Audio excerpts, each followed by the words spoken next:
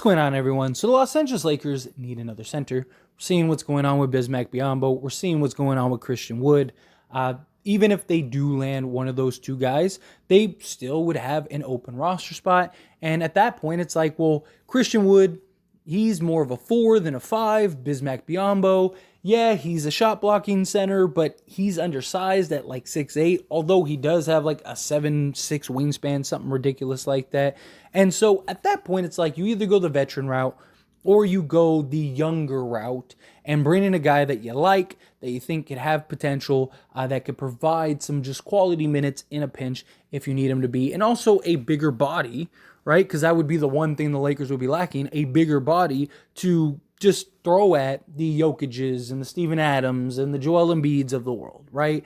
And that's where I think Udoka really could come in, right? He's a guy that I think he's got really just solid, big, just takes up a lot of space type center.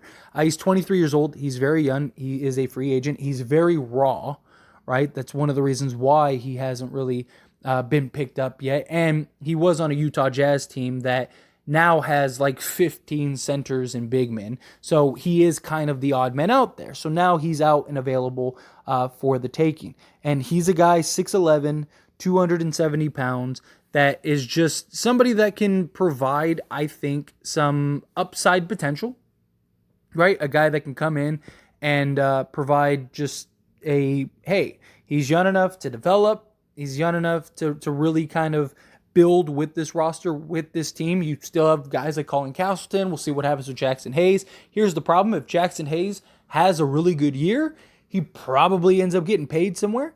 And now you're kind of left without Jackson Hayes because it's very possible that you don't have the money to pay him. So that's something else, especially when you're going to have to pay Jared Vanderbilt. You're going to end up having to pay Max Christie. Those are two very important, significant guys that you're going to need to sign long-term. And so to have a guy that is 6'11", 7 feet tall, 270 plus pounds. He also has like a ridiculous 7'7" wingspan. He actually has the second longest next to Mo Bamba. Mo Bamba, I believe, is the longest in the league. So this is a guy that has ridiculous wingspan, so there's tons of just defensive potential. He's a big body that you can throw at people, that he can bang and, not get pushed around and bullied. He's going to play hard. He's going to work hard and just kind of provide a quality foundation at the center position. He's also a guy that I don't think is going to rock the boat, right? Because anybody you're bringing in with the 15th roster spot, couple things. One, you need a guy that's willing to kind of buy into the role of like, hey, some nights I'm going to get 30 minutes, right? Anthony Davis and LeBron James got the night off. Cool. Let's say they do get Christian Wood. All right, Christian Wood starting at the 4. You got, Jackson Hayes at the 5. Now it's my time to shine, right? Now I'm going to get, 30 minutes that night or 25 minutes that night. But most nights he might not get any minutes, or he might just get 10 minutes, or something along those lines. And he already is a guy that's not getting a ton of minutes. The last 2 years for Utah, he's been in the league 3 years. He was drafted in 2020, 2021, in which he played 15 games that first year and 3.8 minutes per game. But he saw in 2021, 2022 a bump, not very many in games. He saw 17 games, and 6 of which he started, and he played about 11 and a half minutes. And then last year was the most games he played, which was 36 games. He started in 4 of them. And look, last year, the Utah Jazz were pretty good, and he was solid for them in his starts. Not a guy that's really going to jump out at the pages. In the 10 minutes he played, he was basically a 4 and 4 guy, 4 and 3 guy. His best statistical year was the year that he played 11 and a half minutes. And in 11 and a half minutes, he shot 75.5% from the field on 3 attempts per game, which not a huge sample size. He's not a floor stretching big. He's not a guy that's going to stretch the floor whatsoever by any means, but he is a solid rebounder. He is a guy that can go and get after it. Not really good at shooting free throws, although the most free throws he shot was in his rookie year, and he shot 80%, which I thought was interesting, but he's around 50% from shooting free throws. But again, He's 23 years old. He's young enough to have been drafted in this year's draft. He's project. He's raw. You need somebody that you can build and grow and develop. He's a guy that could do that. But it's more so just another big, sturdy body, right? Like, you're just telling him, if any minutes he does play, like, hey, dude, we just want you to go out there and use your size, use your length, right? Like, do the things that just don't get pushed around, right? Be physical, be aggressive, use your tools that you have at your disposal to really kind of impact the game. And, Mo Bamba was a guy that many Laker fans wanted to keep around. Many people wanted Bol. Now, obviously, they are more versatile offensively, but having a guy in Udoka, I really think can be a benefit, right? He's young enough to where you take 2 years to kind of develop him, but he's not like some slouch that has never played in an NBA game. He's played 68 total NBA games. So this is a guy that, again, can come in and provide just some quality minutes. You're not going to be playing him a ton of minutes, right? And it's not like he's already averaging a ton of minutes to where it's like, well, he's going from 30 minutes to like 5 minutes a game. And he wasn't even playing the whole season, right? So he's used to DNPs. He's used to, when he does get to play, only playing 10, 12 minutes, right? He kind of fits what the Lakers would need, because most vets are going to want some floor time, right? Some vets are going to want to see the floor to some degree.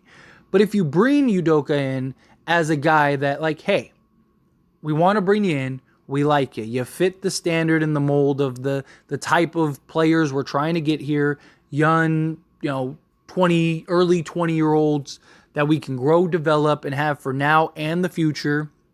You're going to get some minutes here and there. You're going to get some opportunity. This is also a guy worth noting.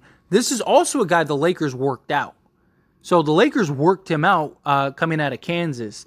And the Lakers, based on the reports, actually kind of liked him. But, again, he was raw, needed some work, and he ultimately went to the Utah Jazz.